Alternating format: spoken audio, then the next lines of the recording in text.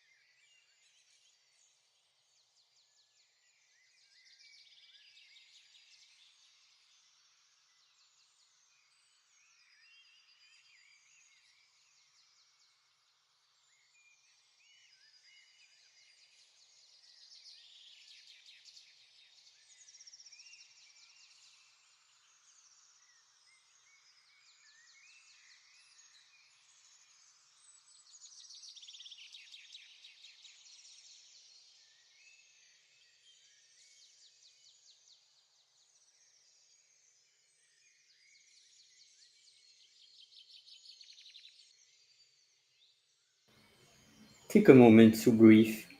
Welcome to Saturday Mental Health. We will begin in a few minutes. I'm happy to hold the space for any of you who would like to join on stage using the link in the comment or using the QR code at your top right. You are always welcome whenever you want. And thank you so much for the audience that are participating to this session. And also, thank you so much for the replay team. We will begin in 2 minutes. Thank you so much. And have a seat. Take your breath. Calm down. And savor the flavor.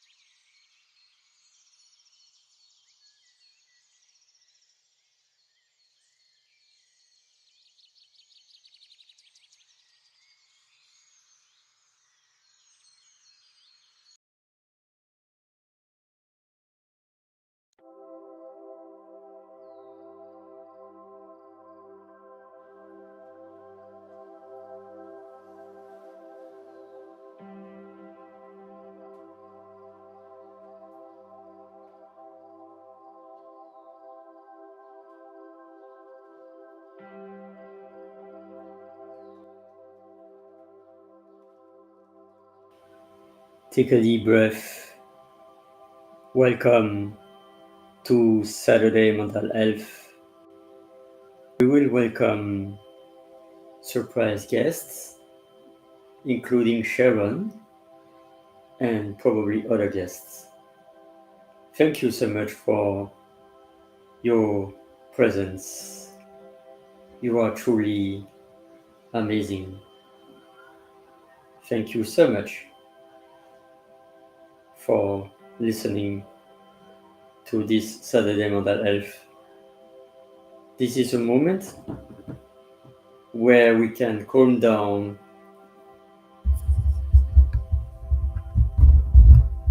and have a breath and welcoming our first guest. And everybody watching. How are you this Welcome, Saturday? Sharon. How are you on this fine Saturday, my friend?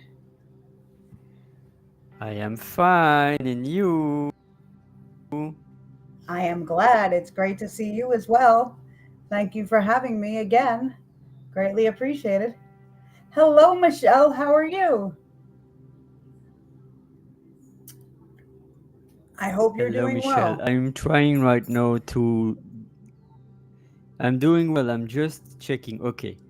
No, I have my little stars on my head. It's amazing. So, okay. Technology is amazing. It's even amazing when technology function. I am glad that you are doing well, Michelle. And I want to thank you for stopping by to support Ollie and I. And I got your comment that you'll be in and out, and that's totally cool. Continue to try and multitask. It's all good.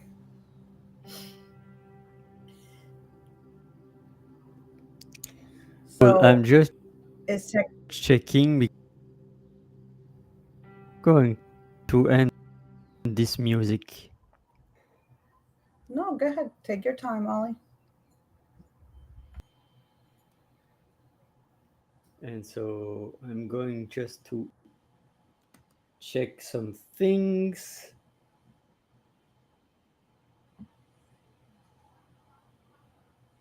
Okay.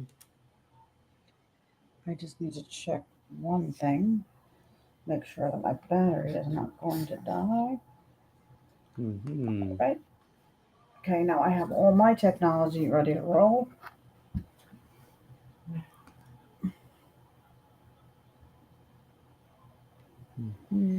Let me know if I can be of some assistance, Ollie, in whatever you're trying to do.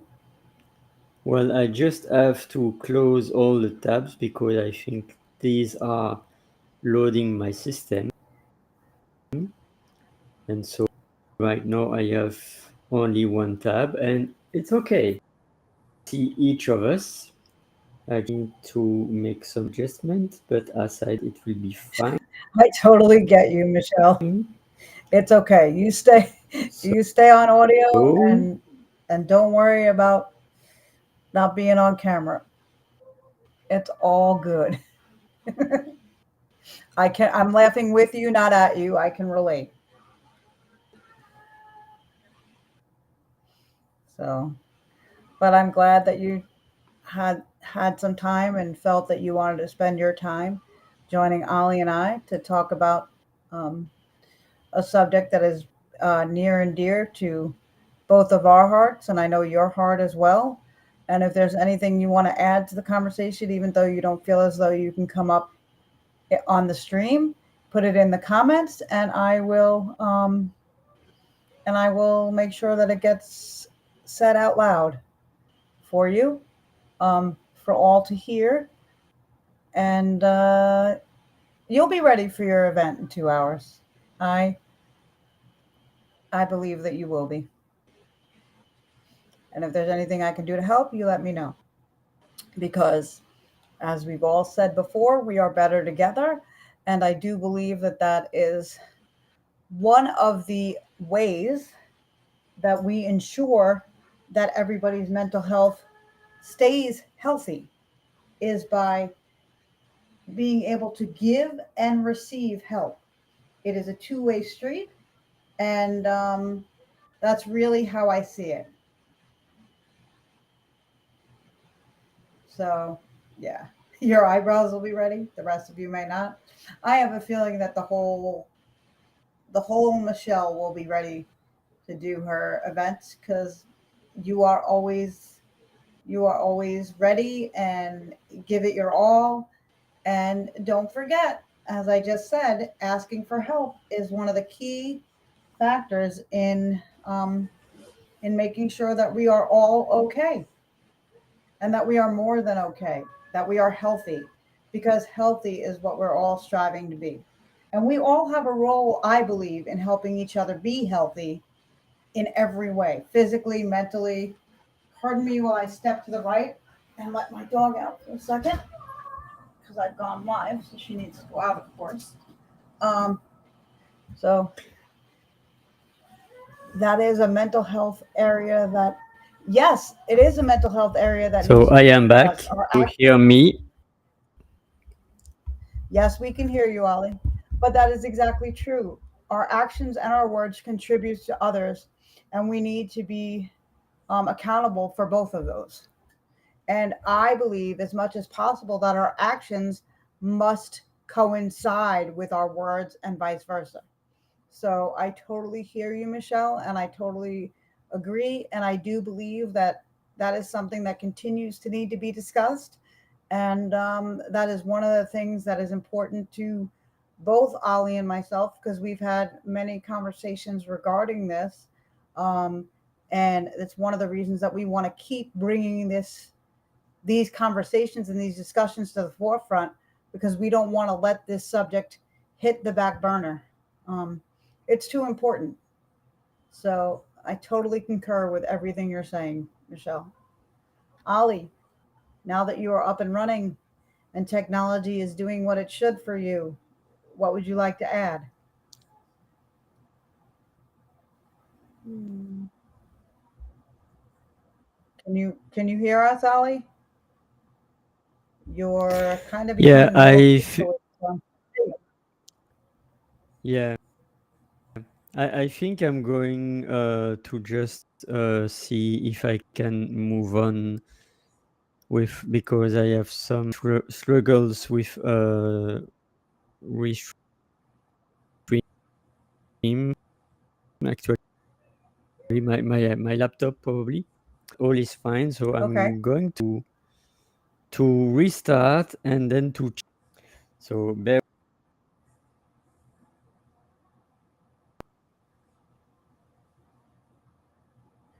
Absolutely. We can agree to disagree, but we must respect and not demean somebody's character or somebody's integrity to somebody else's integrity to make ours better, because that doesn't really make ours better. It makes us, it does the exact opposite when we do that. So I agree. It's about agreeing to disagree, but really trying to see things from others' perspective. So, Ali, I'm not sure if you can hear us. If you're there, you seem like you might be frozen. So I'm not really sure. But I know the stream is still running.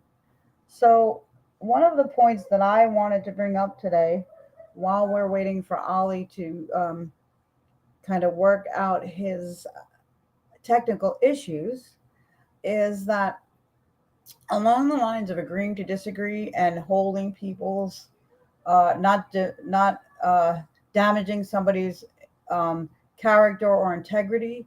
Um, yeah, he was. Yeah, I think you're right. I think he was restarting as well. But one of the things I want to bring up while we're waiting for him, and I'll bring it up again when he comes on, is um, so not that I want to bring up uh, a heavy topic, or not that I want to bring up, you know, bring up kick up dirt from the beginning of this week. But there were many of us, including myself, who lost a friend, and it was a very, and still is, a very traumatic experience for all of us. I mean, I think that we are all coping with it and dealing with it in our own way. And we're also in the process of getting over the shock and moving forward and thinking about how we can honor this person and honor people who are struggling with mental health and well-being in a way that supports them um, more effectively than we have been as a society. And so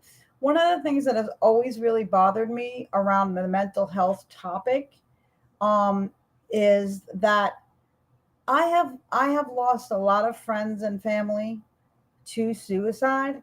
And it's interesting to me that whenever somebody dies in that manner, there's a lot of talk about how selfish they were and how could they do this to all the people they left behind. And and it really becomes, the person who's no longer here gets kind of bashed for what they did to the people that are still here earthside or still living, whatever your beliefs are, or however you like to say it. And I just want to bring out the point of this.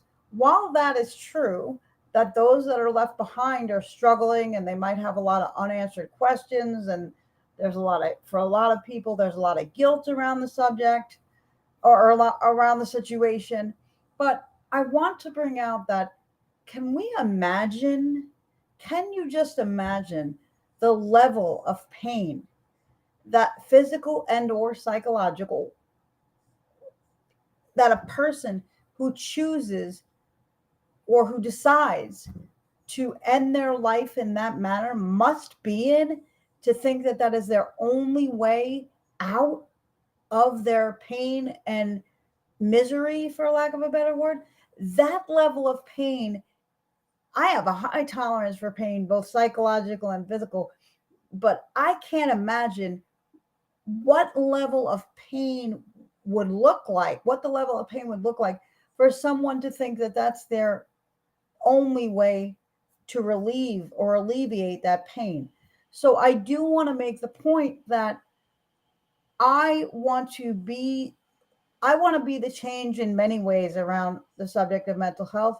But one of the ways I want to be the change is this: I want to be the change in getting to a point where hopefully people don't choose that as an option, where they have other resources and other options available to them when they're in that significant time of need.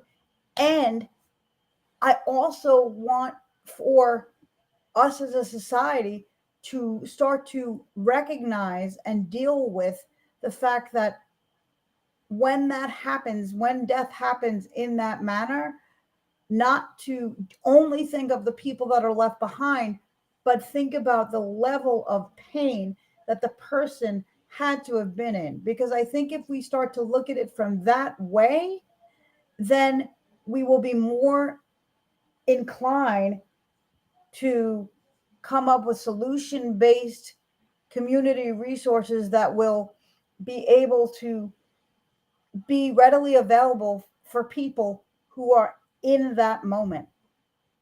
And so that was just one of the things that I really wanted to make sure. Like I said, I'm all about what we can do towards solutions and towards being the change we want to see, but we need to be able to look at things in a way that we can agree to disagree, and also be able to look at things from other people's perspective.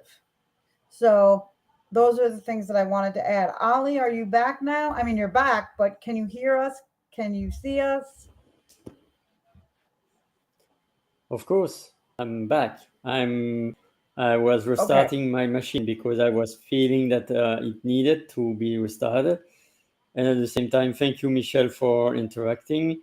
Always feel free, anyone on the audience, to go on stage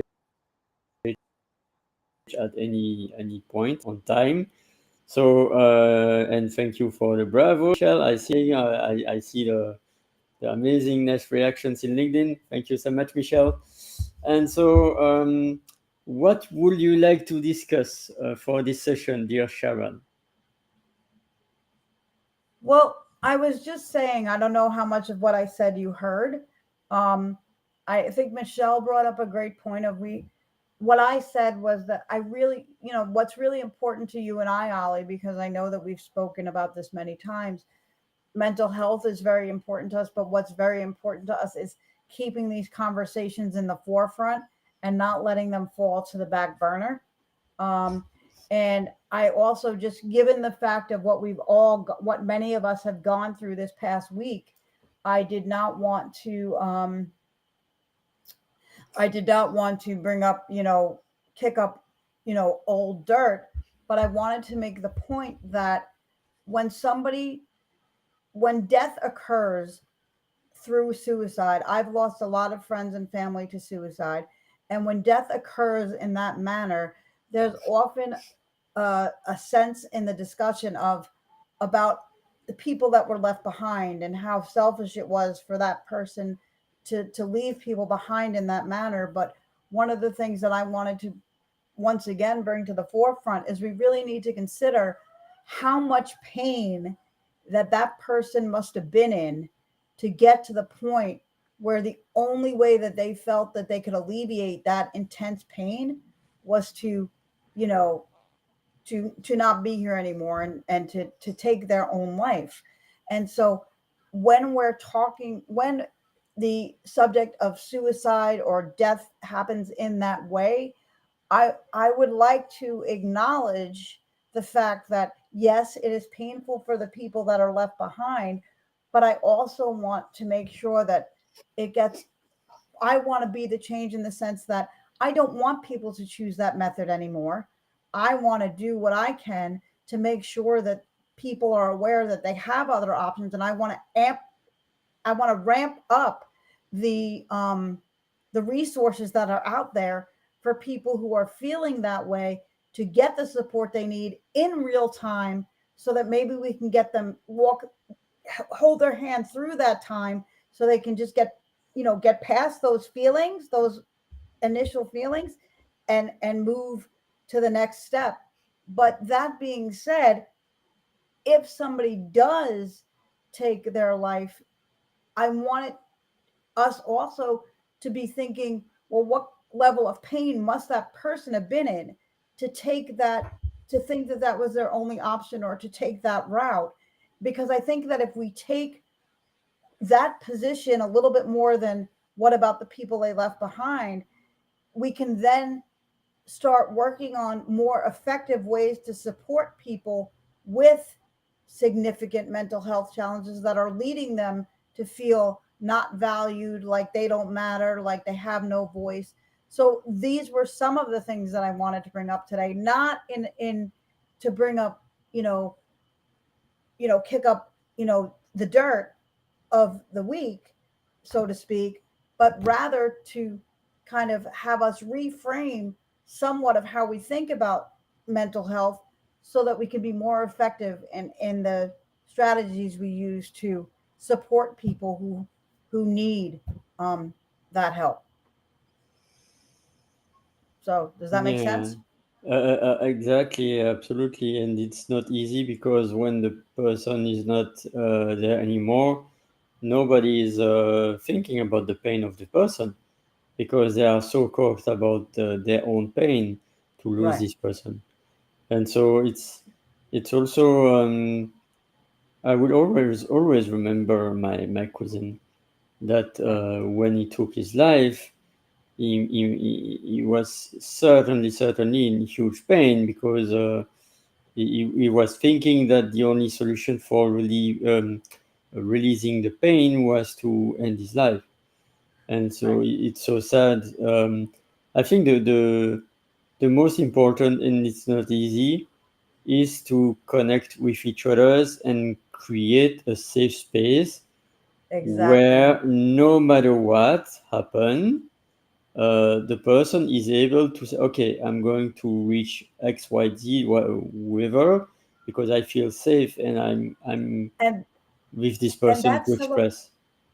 that's some of what I wanted to talk to you about today, Ali, and talk with you today, since you asked, is now that we're a week out from the event of losing our very dear friend, I want to continue the conversation of not only how we can continue to memorialize her for the great being that she was and is, but I want to have this um, kind of be a springboard for conversation around how we can fortify, right, and build an infrastructure, shall we say, around people's mental health. Because it's my belief, and it's pretty much been my belief for a long time, that if we work on building the infrastructure around people's mental health, and we give mental health the same priority and respect and attention that physical health gets, then we won't get to the point where people won't be able to get to the point where they feel like suicide is their only option. So I'm a solution based person. I like to take the events that occur, positive and or negative, and see how can we grow even further from these experiences. And for me, part of the way we grow from these experiences, as painful as the negative ones are, is we it really had me thinking about how do we better build an infrastructure around people's mental health and getting people to seek services if they need it. But beyond that, how do we make services more accessible? But also, even for people that don't necessarily need mental health services and don't have a mental health diagnosis, let's say, we still all have to take care of our mental health. So, what can we do? What are some things we can do? And in our very chaotic lives, right? We live in a world of chaos right now. There's a lot going on, there's a lot of noise. And so, we need to come up with ways to quiet the noise and silence the noise so that we can get back in touch with who we are and what we want to see in the world and for ourselves, and connect with that as much as possible so that we can be moving in what we feel is a forward direction, you know? Because we all have moments of despair or disappointment or frustration or sadness, but I'm not minimizing any of that. But even the positive emotions, Ali, they they're very they're very fluid in the sense that no emotion that we feel lasts forever, right? So we're not going to remain happy forever and never be sad. We're not going to remain sad forever and never return to joy or happiness. So it's a matter of learning how to balance, right, and cope with the fluctuations in our emotions and in our mental state of being. And so I want to create more of an infrastructure that will support people in doing that. Hmm. So those were my thoughts, and those were some of the things that I wanted to talk about today. Like, how do we do that? How do we build that infrastructure? Thank you so much, and feel free, people in the comments or on the replay team, to add your thoughts also about what do you think implementing as infrastructure. So, when I hear infrastructure, what does this look like? What was the infrastructure look like for me? Is that what you're? Yeah. Well, it could be simple things like just making sure that we teach people how to schedule in self-care for themselves. In other words, in their calendar, treat it as important as you would a doctor's appointment or a business meeting or a meeting with a friend. The first person that you have to be kind to and be the best friend of is yourself. So if you're pouring everything you have into everybody else, eventually you're going to be burnt out. You can't not be. A car cannot run on an empty battery. And in essence, that's what you'd be asking yourself to do. So one way to build this infrastructure is to make it kind of mandatory in a sense at first, but then not in like a dictatorship kind of way, but so that people can get used to a new norm and something new being acceptable. You know, society maybe saying we're going to work 4 days a week instead of five, or we're going to work 4.5 days a week instead of five, and give people an extra half a day or a day where that day is considered a you day, a self-care day. And how you define self-care, there's many different ways that people can, just um you know define, sorry, the word was escaping me, define self-care. And then the other thing is, I really believe that we have to have different modalities and different methods for people to reach out to each other. So Mm, let's take this platform, for example. People have lives all the time, people have audio rooms, people have, you know, podcasts and all kinds of things, right? So one of the thoughts that I had, and I know I was talking to somebody else about this, and it was kind of a mutual, we kind of both had the same thought, is I think Michelle, you were one of the people that was thinking about this, but what if we created like almost like a hotline, but not a hotline, where there was, audio rooms, or a hotline of such, or a podcast of such, where people could call in, where it was manned by different people, right? If you were busy, I'll say you were one of the people and I was one of the people. Well, if it was your shift and you were busy, then I could man it, or Michelle could man it, or somebody could man it. And so we have a rolling availability of a safe place for people to go and say, you know what, right at this moment, I'm not okay. I'm Hmm. not bad, but I'm not okay. Keep So going on. Keep going on because I'm going to fill my own cup. I need to hydrate myself. So, okay. So we need to create different opportunities and additional resources for people to reach out and get the help they need.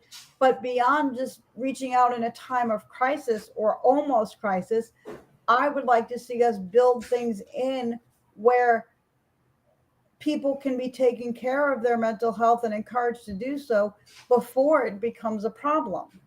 And so, like, I would like to see people, you know, doing more exercise, um, doing more meditation, and bringing those things into the mainstream. I know there's many people that think exercising is for the birds. I know there are some people that are like, meditation, that's frou frou. That's for, the hippies and the metaphysics. And you don't have to take it to the same level that they do, but there's benefits for in those activities for everyone. So I would like to expose the common person, so to speak, not that we're all not common, but I would like to make these activities more open to others, and not just the people that believe in the metaphysical world and things like that. Because I believe that if we start there, then we could have, a better chance at having a healthier society. We all have to go for a physical. Well, not we don't have to, but up until a certain age, we all have to go for an annual medical physical, right? Well, how come we don't have to check in some way with our mental health? Why doesn't I think that there should be some protocol for people to check in on their mental health, because sometimes people don't even realize how stressed out and overwhelmed they are.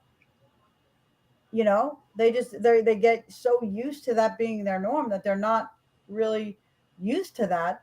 So I really think that we need to kind of consider that as well. Hi, Matthew, thank you for joining us. welcome, Matthew, and also feel free to join the stage. There is a QR code right there, or the link in the comments, so that you can also share in the comments or go on stage if you want. And I totally agree. In fact, it's about creating space for me time, and it's something that needs to be advocating in jobs, because Hmm. being on 9 to 5 relentlessly without any break, it's not, or going as a coach to Zoom, from Zoom to Zoom, like 8 hours in Yep. a row. We Yep. need buffer time. We need me time, meeting me time. And I was thinking also about, because I was remembering myself that at the beginning of the audio rooms, I was like, "Ooh, let's make an audio room." And sometimes it was like, "Okay, I can run it for 1 hour," but sometimes it's like for 3 or 4 hours. And then at some point at the end of the year, it was kind of nostalgia or whatever, and we had a full 24 hours room where we were planning who is leading the room, and so it was a 24 hours frame. I don't think that the LinkedIn audio is appropriate for that, because it's really, but at the same time, I truly believe that for people that need mental health, there is always 24/7 an audio room, if you search well, because I was remembering times where I was in audio rooms 8 to 16 hours per day, and it was like wow, it's like the Me equivalent too. of the Zooms during the Mhm. pandemic. And at some point, it's not good neither because we need also to rest, we need to go out, we need to. Well, that's So it's exactly, having a balance. yeah, that's exactly what I'm saying. We need the balance. I wasn't saying, let me just clarify. I'm not saying that we should leave an audio room open for 24 hours. What I'm saying is that there should be audio rooms that there are many audio rooms, but one of the ideas that I heard that I agree with, and it wasn't my initial idea, but I'm talking about it so that we get it heard, is that it's tuning out the entire world and trusting myself. Sorry, couldn't type it when you guys were. No, that's fine, Michelle. All It's is fine, Michelle. and you're right. It's about tuning out the whole world and going inward. But when we go inward, we also want to make sure that we're going inward with the purpose of, figuring some things out and coming out on the other side. Some people go inward and it's a it's an indication that they're really struggling and they need help to pull themselves out. So, Michelle, correct me if I'm wrong, but I think you were one of the people that was talking. I was bringing up the idea of the audio rooms and or having some kind of modality where people could reach out for help. And I wasn't suggesting that we have the audio room open 24/7, but it would be an audio room, just the audio room format for people to come and say, hey, I could really use an ear right now. Just as a stopgap to getting them to more experienced help if that's what they need. Because sometimes people just need an ear and they just need to be able to vent. But if it's not the audio rooms, I don't even that's not even what matters to me. What matters to me is that we create an infrastructure um, around mental health. I meant where it began, not using others' insight to, yeah, no, I hear you. And that makes sense, Michelle. So we need to create more safe zones for people.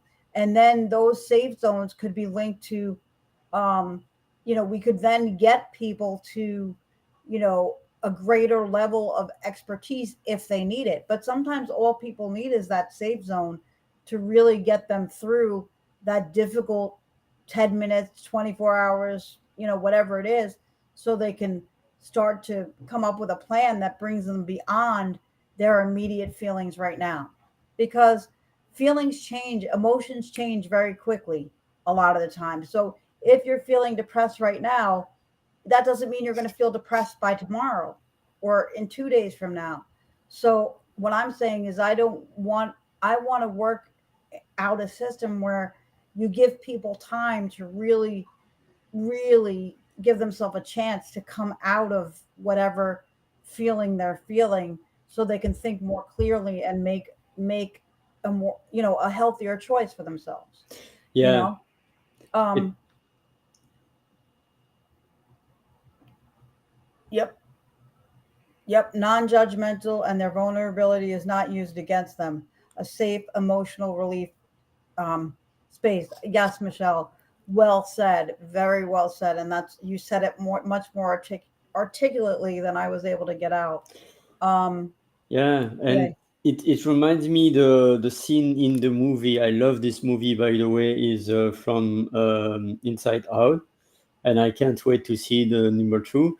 But the number one was so amazing, and that was that moment where the persona Bing Bang Bong was losing his favorite object, including his rocket, and if he was Mhm. sad and he cannot go forward, and then happily joy was with sadness, because if joy was on her own without sadness, it's thanks to sadness that he was able to move forward and to say, Mhm. okay, I need to cry, because every persona that is near sadness is crying, but and then he was able to process his emotion. The only thing to remind myself also is that an emotion is normally lasting 90 seconds, but at some point I can also not be aware that it's a choice. If I want to be depressed for hours and hours and hours, then it will be hundreds and hundreds of successive sadness emotion and leading to depression. That's the case when I hear always the same kind of music that is depressing. I remember it was 10 or 12 years ago. I was, or probably 8 years ago, when my partner left me. I was hearing all the day long sad songs from Joe Dassin, and it was really sad. I was like, and all the day long. So I think it's also important to be aware. Oh, I'm sad. Is it helpful for me? Okay, yes, but then I need. Will I choose to move on and to bring? It's like when I have pain, it's evident. Then the first reaction is to, oh, I'm aware about my pain, and then I'm trying my best to release my pain. So it Pain is a should be the same about the emotions. pain is an indicator that something is wrong and that you have to pay attention to it and you have to do something about it. No different than what emotional pain is, no different than like running a fever or having a pain in your ankle or a headache. Pain is a signal that something is going on that needs to be attended to and paid attention to. When it comes to emotions, though, we're not always aware of what the underlying thing is, that's triggering the emotion. And so I think it's important also to say two things. It's okay not to be aware of what the trigger is, um, but it's important to like I think like Michelle's saying, just sit with it for a moment, feel it, but you must move through it, because that's the difference. When you sit in an emotion, that's especially a negative one, when you sit there, you can almost get sucked into it like quicksand and it'll just keep sucking you in. And that's when you start to feel like there's no way out. So the other thing, the flip side of that coin, though, is if you don't allow yourself to feel the negative emotion, for lack of a better word, um, what happens is eventually, if you keep pushing it down, eventually you keep pushing down, pushing down, pushing down. Eventually, you're not going to be able to push it down anymore, and the littlest thing is going to trigger it, and it's going to erupt like lava in a volcano. So it's much healthier to allow yourself to sit in the moment, feel it, process it, and then move on. I One of the love, I strategies, love, go ahead. I love the metaphor of the volcano because it's about creating a clog, and Mm-hmm. it's the same about the clot in the vein. When there are rocks that are obstructing the vein, the blood is not able to move easy as before, and there is like disease, because when there is no circulation of the blood, there is the disease. So it's the same with emotions. It's like energies. So go ahead. No, I think I was just going to say that, you know, you want to try and do what you can to allow yourself to feel the emotion so that you don't keep pushing the emotions down and so that you don't become eruptive like a volcano. Because what happens when you become like a volcano is you become reactive instead of responsive. And so what you want to be able to do is allow yourself to be able to be responsive to your emotions rather than reactive. And volcanoes are very reactive. They're reacting to the pressure. They can no longer take the pressure, so they erupt all over. And our emotions can very much be like that. So I think that since I'm very solution oriented, or what can I'm a very much okay, I'm an action taker. So one of the strategies I use with my clients and I've used with myself is I give myself and I tell my clients to give themselves up to 24 hours for a pity party. And that pity party can be about anything. It can be about your finances not being good. It could be about your friend ticking you off. It could be about a family member ticking you off. Exactly. Be reactive versus proactive. Absolutely. Um, so you want to be proactive, you don't want to be reactive. So anyway, so what I'm saying here with the whole 24 hours up to 24 hours for a pity party is I give myself up to 24 hours, but I don't have to use that 24 hours. If I only use an hour and then I'm feeling better, then I say, okay, pity party's done, and I move into action mode and I say, okay, what about the situation that I control? Which parts of this can I control? And then I say, and of the parts that I can control, what can I do about them? And I go into action mode. And I literally write out a plan for these are the things I can do something about, and these are the actions I can take to do something about them. And I let go of everything else that's beyond my control, because everything else that's beyond my control is just going to add to my becoming more like a volcano that's going to erupt. So I like to put it in terms of, you know, a time limited, uh, a time limited, you know, way to deal with the negative, and then go into an action plan Hmm. Well, my way of dealing with emotions is to eat chocolate, by the way. through chocolate. I'm with you. No, So I'm Michelle like, is saying that we I'm a could, bit like Kung Fu Panda. You know, Po, when yep, he's really irritated or emotionally distressed, yep, he is eating a lot. yep. So Michelle is saying we can cry and wallow in the sadness only once. Moving forward, we must discuss and collaborate about the solutions. Absolutely, because the solutions are what's going to move us forward. But the wallowing or the crying is how we're going to clear out space to get to the solutions, because we need to just kind of release all of the energy around the situation so that we can get to the energy that is proactive, you know? So I And think I that's think very it's also important to witness in which circumstance are we facing these emotions. Like, mhm, are we alone, or are we surrounding ourselves with people, and which kind of people? Is it our mhm, parents, our children, or is it our colleagues? Is it a neighbor, or anyone? Because it's if we are on our own alone, it's easier to deal with emotions, because if we are with people, then it's up to them to understand, oh, I need a break, I need to move out and to do my thing in order to escape the situation, or to say, okay, look, I would like to avoid this conversation, or I would like to breathe and to be calm right now, even 5 minutes, and then I come back to with you. Because so at some point, if we are on our own processing our emotions, is easy, but if we are interacting with others, that's the most tricky part, especially for people that are having like 9 to 5 jobs or whatever. They have a mission, and they are cooked with emotions or with a yeah, conflict, and they need to process, but they have to be still upfront. Like I realize, and so it's also to find a safe space to be able to process even 5 minutes, and mhm, sometimes even 30 seconds, 1 minute, yep. sometimes with the I breath, the I breath work.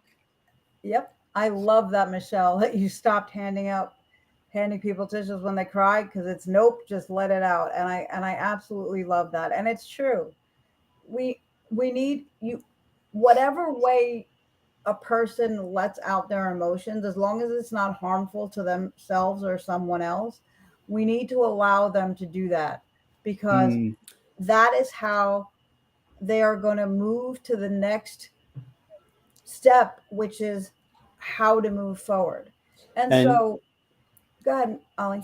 thank you, Michelle, for your contribution, because you remember me also that in a way, when we are ending tissues, we are subconsciously sending a message to the person that their emotions are not welcome, because we, in doing that, it's a message that we say to them, stop crying, because it's not, I don't like it.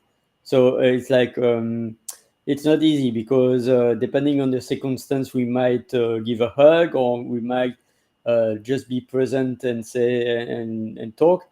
But at the same time, it's absolutely counterintuitive, either by saying stop, don't cry, or either by ending tissues, because both way we communicate a message that it's not welcome, or any emotion is welcome. If they are not welcome to express their emotions in one place, they will find this place unsafe.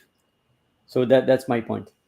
I want to encourage people to take the time to do what they need to do to take care of themselves as a whole person, but specifically around the topic of what we're talking about today. I want to strongly encourage people to seriously take time to take care of their mental well being and their mental health, because there's a lot of guilt around taking time for self care around the mental health area. Meaning, people are like, if you're told to go for a walk, if you decide to go for a walk because you want to stay physically healthy, or your doctor tells you you need to exercise, people won't, there's not as much of a stigma. People won't get on you for taking the time to do that. People will encourage you. And I want to let you know that that taking that walk is not only helping you, can not only help you physically, but it is a known fact that physical activity, and it doesn't have to be, you know, Olympic weightlifting or anything like that, any type of physical activity is known to help with um, mental health. But in addition, just as much as taking care of your physical health and doing physical activities to do that is important, I want to remind people that if you're the type of person like myself who likes to journal as a way to process emotions and work through emotions, I don't want people to feel guilty for taking that 15 minutes, hour, half hour, whatever it is, to journal about those emotions, because that's equally as important to you taking that walk. Yes, the walk will help you both physically and mentally, but a lot of times people don't think about it in terms of the gifts it'll give you with your mental health. But it's equally important to allow yourself to book out time and to schedule time to take care of your mental health, whether that means journaling or listening to music and connecting with the lyrics emotionally, or using the lyrics of a song and the melody of a song to pull you out of a sad situation. For a lot of my clients, I we tried an experiment one time. I did a beta program where I had my clients who were upset listen to a sad song, so that they could really connect with the sad lyrics and get those emotions out.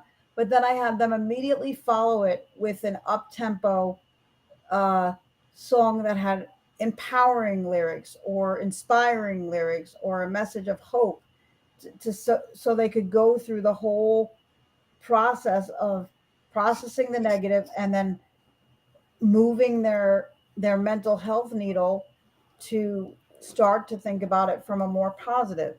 And it was a very successful beta program that I might bring back on a smaller scale, because I truly want to make it okay for people to take the time. And like Ali, you were saying at work, I think we need to build in time. Yes, people have breaks, but they're not very long, and they're generally just for, so they can get a meal.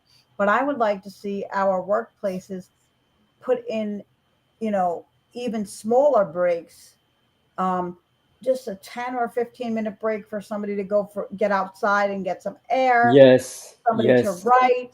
it's very, it may be this way in Belgium, Ollie, I don't know, but I know that in Spain, they have the siesta, right? They have where they work and then they come home like late afternoon, early evening-ish. They have their big meal, they take a nap, and then they go back to work. So there's that break, there's that, and they relish that, and they see the importance of it, so that not everybody's coming home late at night and first connecting as a family. People are getting a chance to refuel, and so I just think that's so important. Yeah, and um also it's also because it's cultural, because between 11 and 2 3 p.m. it's like 40, especially in the right, summer. And so it's impossible for working on sane human condition. right, They were adapting their own cultures, like also their house contain the space below, so that the air is able to get out, and there is no need of expensive electrical climatization, because the climatization is natural. So right. it's really important to go with the flow in the nature, to adapt to the cultures. Like we don't work the same in Spain and in Denmark. So, or in Africa, we work differently. So it's just to accept the cultures as is. And I truly believe also it's important to find a time to digest Hmm. and to process our emotions. So that's why there is this kind of neuroscience. The neuroscience of productivity includes rest, includes time where we do nothing. And by instance, having a break in the lunch could also include to allow people to go out and do that alone, because in the 80s and 90s, I remember the cultures of the canteens, you know, where you were a bit like socially forced to eat in a small room, noisy with a lot of people, and you at that situation, at that moment, you cannot really truly make a full break, because you are always talking with colleagues, and guess what we are talking between colleagues? Work. So there is no disconnection truly between the work and the lunch. We are putting our Hmm. work at lunch also with our minds. You're just So letting go of the work task, but you're not letting go of all the emotional and yeah, you know absolutely. yeah, that's it. Absolutely. So, I think, to go back to where I started this conversation from what you had asked me, I I for one, and I know you feel this way, I know Michelle, you've mentioned feeling this way. I want to do my part to make sure that these conversations are conversations that are never put on the back burner ever again, and that it is that we are talking about mental health and making sure that we are doing things for people that are cultivating a healthy society, both mentally and physically, and in every way. Because the only way we can have a healthy society and change some of what is going on in our society is to have healthy individuals and healthy families, because that's what makes up society, you know? Yeah, and it was really challenging during the pandemic because we had to stay at home. There was parents with one, two, three plus children, and all in the same space, and it was really challenging at that time. So Hmm. in the comments, feel free to tell if you have any ideas, any solution to make this practical. And I still have 10, 15 minutes. You can go also on stage, everyone. There is the QR code right there, or the link in the comment. And what are your next steps actions, dear Sharon, based on your 30 years of experience? It's amazing. My next steps and actions are, you mean as far as what I have coming up? I will be taking part in um a virtual symposium that's going to be run by Jen Lin. Hmm. Uh, Ali, you are part of that with me. Of Um, course, of course. it was supposed to take place No, this no. coming week. Voilà. Oh, yeah. I, It's yeah, the new date is on the 21st of August. yeah, but the more information about that will be coming out. But anyway, so within the next few weeks, I'll be taking part in that symposium. I'm currently writing as part of the trilogy that Nick, the bipolar writer, is spearheading, a LinkedIn love affair. I'm in book two. We came as professionals, we make an impact as people, talking about what we do on the LinkedIn platform, um, and how we do that. I'm continuing my work, with Jesse Stanton and Michelle Whiteside with the Thrive Community Center. And we're, because that's, we're looking to bring, we're looking to bring, you know, communities together and have healthy individuals, therefore having healthy families, which leads to healthy communities, which leads to a healthy society. Um, and so there's many different ways we're going about that. Um, there will be an audio room this Wednesday at 5 talking more about that. It's going to be, as some of you may know, it is a weekly audio room, so feel free to join us whenever you can. Uh, we we would love to continue to tell you what our thoughts are of where we see Thrive going, but also we'd love to get your feedback and your inspiration for where you think, we can make an impact in the community. We're always open to ideas and discussion and feedback. So there's that.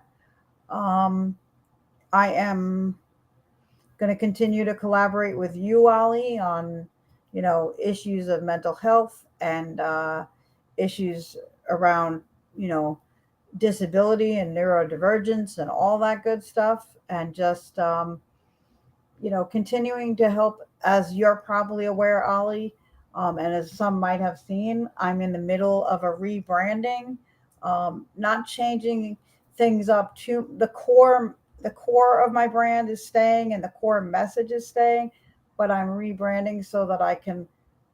It makes more. It'll make more sense when I talk about the multitude of things that I'm passionate about, because I'm a multi passionate person, like a lot of people. And so I just really believe that we are stronger together. And I believe that we help each other rise by focusing on our talents and our assets, as opposed to judging people because of their perceived deficits or because of a label they were given by somebody. So that sums me up in a nutshell, pretty much. Yeah, and that's a lot. So kudos for you. Congratulations. I don't have any Thank you. time. I don't have any time to judge or to put my nose on everyone's business. It's like I have also a lot of activities. Like uh, what keeps me afloat is to make my Saturday mental health is the evolution of the daily audio rooms that I was doing since 15 months.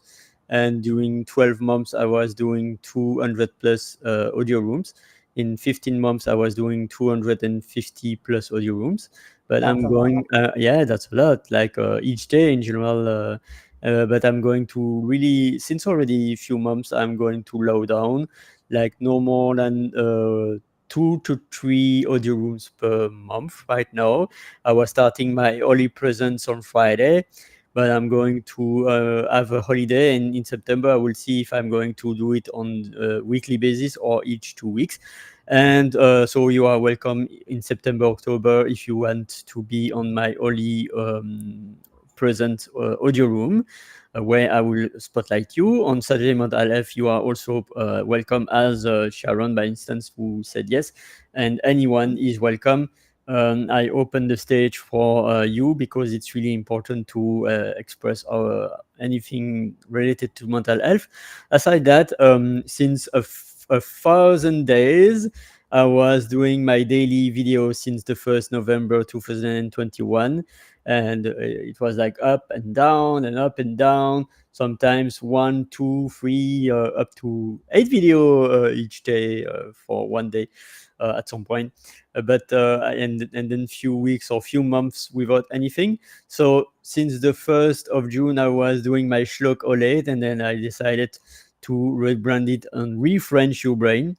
And it's still a daily basis. Sometimes I wrap up like 2 or 3 sessions in one day because I am like not having any session for a few days.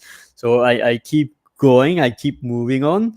And the aim of Refresh Your Brain is to bring value about the world. So this week and next week, it will be about human organs. And for the this week and next week, special tribute to Jess, by the way.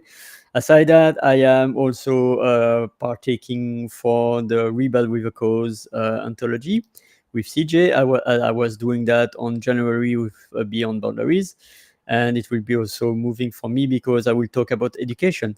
My fire is about education and to see children leveling up using the last research on neuroscience and not anymore applying the old framework of the 20th century. We need to move forward in better elevating people and with their heart, not only with their brain, in fact, with their whole body. And aside that, I'm also part of the symposium, and I am co-leading with Jen Lin. And aside that, I think it's all because I have a lot of things already. And also, I'm going to rebrand also to work on my website, asking someone to help me on my website, and also to create a structure for September. So that September to December, I know where I go. I have a workshop in near London in October to embody myself, to embody the teaching practice using my body. And I'm really proud of the new language coaching community that I go each year on CGS. And now since this year, I'm going also to go to Lucca each year on May for the Kingston community. So there's a lot of things going on in my plate, in your plate, in our plate. So Well, let can I just mention one other thing because I just realized that I had forgot to mention. yeah. So I am also working very closely with Chasen forehand on with his HR4U. I am on the advisory board for HR4U. I am also in partnership. I am a partner with HR4U, and we have a fundraiser coming up in September for Transformation Kitchen, which is aimed at providing people with jobs that pay a livable wage and give them job training and job, and an actual job where they can make a livable wage. So there's that. And along those lines, you know, I will continue to do the work with Chasen with HR4U because also, that's what I just said is what's on tap right now, and it is the majority of what we do, but it's also about um, creating healthier workplaces for employees, and it's for opening up more inclusive workplaces for people with disabilities or other minority groups to be able to matriculate into the workforce and be a productive member of the workforce and in different companies by helping them have the accommodations they need to be able to do their job successfully by minimizing their deficit, so to speak, and you know focusing on their what they have to bring to the table. So yeah. Yeah, kudos to Jason. He's really amazing. I'm really blessed to have connected with him through the Hounds of Business. By the way, there are also an amazing community led by Mike Ashabrunner, just Hmm. to make some advertisement because it really needs to be spotlighted. It's a real community that I know since near a year. In fact, it's been a year. In 1 or 2 weeks, it has been a full year that I was knowing the Hound, that I was beginning to be a part of their membership community. and also a full year for CJ, Dr. Constance Leland, with their it was Love, beginning love it. with the 50 inspirational connections of last year, and I'm part of that also. So it's another cord on my elbow, and yeah, it in fact it's Good about for you. using any kind of events or occasions to shine my light and to sing. I don't know if I'm going to make again karaoke, but I'm going to continue to sing in my videos. Oh, boo, boo, boo. You should. And the one other thing I wanted to mention for anybody who might be interested, and also it's something else I'm doing. Kimberly Lesnick. I hope I'm saying her last name correct, but she has created the Institute for Servant Leadership, and she has a think tank where we get together and we talk about um, ways in which we want to elevate leadership. Exactly, remarkable leaders.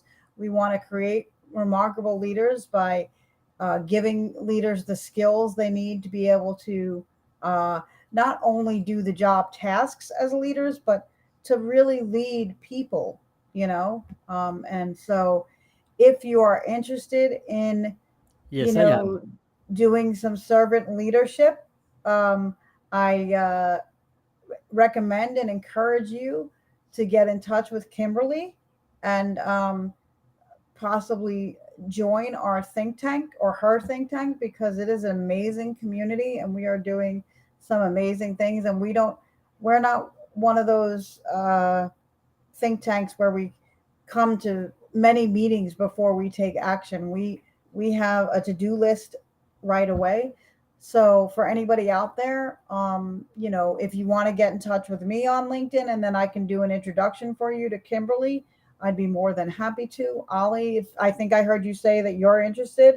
Yeah, Did you say yes, I am? yeah, I'm going to connect with her anyway because Yes. servant leadership, for the people that wasn't knowing, was in fact it began with my friend and mentor who told me about Ken Blanchard, and then I Mm-hmm. was searching because I was curious, and then I was discovering at the special day on Sunday that I was searching Ken Blanchard was the last day of the Servant Leadership Summit in 2020, and I decided to own the package so that I can was able to Mm-hmm. rewatch the sessions, and I was connecting with Ken Blanchard. I was also other people, Peter Sage, and also Kevin Aikenberry. And by the way, I won the Mm-hmm. swag bag 2 or 3 years ago. I won a swag bag because of my chocolate pun. You know, it was like it's never too late. It's choco late. And Yeah. with that, I won a swag bag, and the T-shirt was part of the swag bag, and also the cup. I don't have the cup on my hand right now, but it's like the cup of remarkable leader that you see sometimes. Mm-hmm. I've seen So your cup before. Yep. yeah, so Kevin Aikenberry, feel free to connect with him. There is also Henry Cloud, amazing. Like also there are a lot of amazing books like Setting Boundaries, like the famous book, multi-million dollar book, Boundaries, Mm-hmm. from not Henry Cloud, maybe not from Henry Cloud, but another one. But Servant Leadership is really amazing. I will first check in with me before saying yes because so many things that I have to No, I really know consider you. about the That's what I'm time. saying. You can. I'll introduce you, and you know, I'll do a three-way message, or you know, between us, Well, and then then you guys can take it from there. of course, of course, of course. Okay. So, I was not seeing any comments since the last comment of Michelle. So, if you commented and I don't see your comment, apologize. I will check on the replay afterwards. And I was not seeing anyone on stage except us Yeah, I also just want two. to mention really quick, Ollie. I forgot I have so much going on this month, but I will be on with Russ Hodge. Um, I believe it's this Wednesday. I'll be on his show talking about mental health and what I do, and why the topic of mental health and healthy families is so important to me. And Hmm. so for any of you that can tune in. I'll have, there's a post on his wall and mine, but also you will be able to access it on replay if you're team replay. So yeah, don't worry if you can't make it live. And yeah, and let's just keep these conversations. Let's keep our everybody's mental health, and keeping everybody healthy holistically, body, mind, and soul, um, in the forefront. Yeah, Because so imagine that you have a message to show on the billboard, and this billboard is seen for the whole universe, like 8 billions mhm. of people. What this message will be? hmm, if I were to put a message on the billboard, I I kind of vacillate between a couple of messages. Um, But I think the one I want to leave everybody with today, because we do get so bogged down with the things that we feel we have to do and our responsibilities. I think what I want to let people know is that, there's a quote by Maya Angelou. I might not be saying it 100% accurately, but it's something to the effect of, there is a difference between, um, making a living and creating a life. So I want to leave you and everybody out there Hmm. to consider that. Are you so focused on making a living and trying to survive, which I'm not minimizing, because this economy is not the greatest and we're all trying to survive, but are you so focused on, you know, making a living, that you're truly not allowing yourself to create a life? Hmm. Love it. So, what have you asked questions for me? Because I realized that I was asking a lot of questions to you, but what are the questions My for me? question to you, Ollie, is this. Before I get to, if you had if you had put a message on a billboard, what would it be? I would like to know. You did say what your activities are going to be, but what is one of the most valuable, uh, transformational lessons that you feel you have learned about yourself or about life, that you have really recognized that you've learned within the last 6 months to a year? First, to take a time to reflect and to breathe, so that I can pause and reply accurately to this amazing, profound question. Mm-hmm. Second, to embark my body, which is in fact my body is my inner child. I truly believe that I have many inner children, by the way, Mm-hmm. and my body is my inner child or my inner children, and I have multiple parts on me, and it's how could I regulate so that I am not making a specific part always on the driver's seat, because at some point my inner Oli, my Ravi Oli, my inner child Oli wants to play, but at some point I cannot play 24/7. Same with my serious Oli, my Oli that goes forward. My Oli go forward cannot do that 24/7. I need balance, and it requires me to listen to my body and to say, okay, body, what do you want today or this right Mm-hmm. now? What do you need? Like I was needing water, so I took water. I was needing chocolate, so I was taking Mm-hmm. chocolate. And today I was needing to walk a lot, so I walked a lot, even if it was hot. But the thing also, to another aspect of the question is that um, No matter what happens, I only can control myself. I Yep. cannot, even if I can invite people to do this or that, at the end, and we sadly, because three weeks and one day ago, I was having the spotlight on chess during my audio room, Mhm.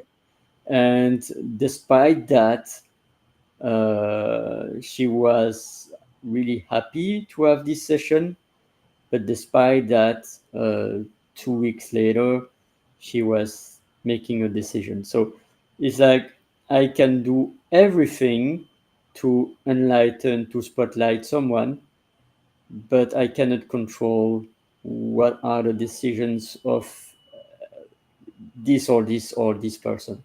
Correct. You can't be connect. What I'm hearing you say is you can't be connected to their outcomes. You can do what you can to lift up and support, but their outcomes are based on their decisions and their choices. Um, so I believe, Ali, that we all have, a characteristic or characteristics that I consider our superpowers. So, what is one or two characteristics that Ali sees as his superpower that he is meant to share with the world? First, let me spotlight Michelle. That's one of my characteristics, to spotlight people. So I love you also, Michelle. Love Uh, you too, Michelle. yeah, love you too. Thank you for joining us. So, in fact, my characteristic came from trauma, Hmm. and no, I need to. I would like. It's also my power to reword Hmm. instantly, because I don't need, but I would like. I can choose to use the energy of my trauma and to Hmm. connect with people in a sane way. Not in the way that Oli was doing 5, 10, 15, 20, 30 plus years ago, Excuse me. with Yep. with the trauma, you know, like Hmm. people pleaser. The result of me doing that was people pleaser, and not being able to dissociate myself and to say, uh, you are kind, you are amazing, but no, to set up boundaries. And so it's really my characteristic is, I'm really an empath, and so my challenge is to set boundaries so that I am not too much invaded by external I energies, love it.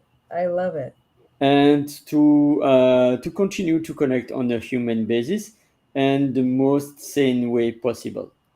That's because at some point there was the Oli of 10, 15, 20, 25, 30 years ago. And now there is the Oli right now who is 48 years old. And I cannot be all the time the Oli of 10 years old. Sometimes I can bring my inner child with me and play. But sometimes there is a situation where I need to embark my 48 adult Oli, and Hmm. the Oli that is moving forward. And so it's really to tap in other energies, also to know if what could help me with my energy, rather than to be to as a chameleon to try to be an elephant, because I cannot be an elephant as a chameleon. I love that though. I love that idea of being a chameleon and what can you do with your energy. Um, you know, where you can where you can release the energy, but just in different ways that are appropriate to different things and different projects and different times. I think that's amazing. Um, so I guess my final question to you, my friend, for today would be if you had one message that you were putting on a billboard, what would it be? It will be some sentences, because I don't want to leave just with one sentence. It will be: breathe and be kind with yourself, Do your best to connect with your heart, because with your heart you can bring joy to the world. Mhm. And um, and be curious. I Always love that. be curious, because your curiosity will allow you to open many doors. I think at some Mhm. point some friends opened me like 20, 50 doors, and thanks to that I was able to open thousands and thousands of other doors. So it's always to be curious, to be kind with yourself, and to embark your heart with your brain, embark your body, listen to your body. So that's it. I love that. I love all of that. And I love you for the person that you are, for the work that you do, for the light that you bring into the world and you bring into my world. And I am truly blessed to know you. And I cannot wait to see what the future holds for you and what the future holds for us and future collaborations, because I know that we said we're going to continue to collaborate on, with this and on many different things. So the world is your oyster, Ollie. So just go out there and grab it, you know, and I'm right My there by your side. my world is my oyster, but at the same time, I need others to be complete. The best metaphor is this: this is a broken angel, so I cannot really be an angel like that. So that's why I need another wing, and the other wing is through other persons that can help Hmm. me to accomplish my mission, because alone We cannot do it it's alone. impossible. Yep, Exactly. we and cannot do it alone. and also because we are not alone, even if we are thinking that physically we are alone, there are non-physical beings that we don't know, believing or not. But I truly believe that because there are so much moments in my life, that so much synchronicities or messages or whatever, that I truly believe that there are non-physical beings around me, including my mom, who sadly passed away 35 plus years ago. So I truly believe that we are not alone, because there is also Jesus, I Mother believe the Earth, same. universe, whatever. I believe the same. I believe that we're Mm. not alone because I believe that we do find our tribe here in the physical world with us, but I also believe that our angels and our ancestors that have gone before us are in some way, shape, or form guiding us and sending us messages and, you know, keeping us grounded and safe. So I hear you loud and clear. Thank you. And so with that, we are going to close. So, how are you going to bring us home today, Ollie? With what song are you bringing us home? Well, a love song. It's a love song, like this one, for instance. And so the song that I will close the room is "I'm Gonna Love You Again." Checking on my very best friends. Find the wind to fill my sails. Rise above the broken rails and being a remarkable leader. So thank you so much, Sharon. Thank you, Bye, Ollie. everyone. Bye, Mwah. everyone. Love